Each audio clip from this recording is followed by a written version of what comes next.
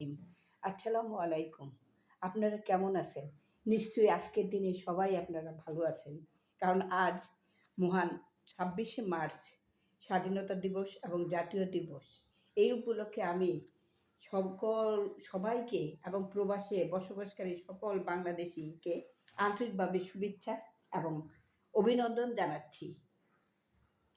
কী করেছি সেই এই ২৬শে মার্চের কথা মনে করে সব কিছুই মনে হচ্ছে আজকে সকাল থেকে একটু আমাদের নিজের মতো করে করি, তাই না? একটু বাঙালিপনা। তাই এই লোভটা সামলাতে পারলাম না। দেখুন না আজকে কী করেছি আজকে সকালের নাস্তা। এই যে দেখুন একটু নরম খিচুড়ি করেছি, আর এই যে গরুর মাংস এটা করেছি।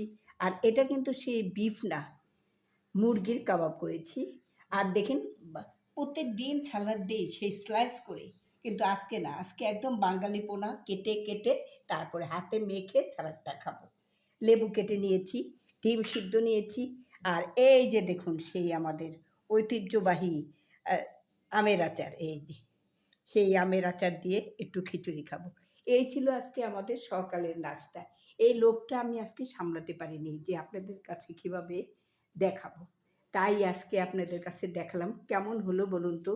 এই ২৬শে মার্চে স্বাধীনতা দিবসে আমার মনের মতো করে বাঙালিপনা একটা নাস্তা। আপনারা দেখে কেমন লাগছে জানাবেন। যদি ভালো লাগে তাহলে একটা সাবস্ক্রাইব দিবেন। আর ফেসবুকে আমার একটা পেজ আছে, সেখানে সবাই ফলোয়ার করে দিবেন, কেমন? তাহলে আজ এখনই শেষ করছি। ভিডিওটা বেশি লং করব না, কারণ নাস্তা খেতে হবে। আল্লাহ হাফেজ।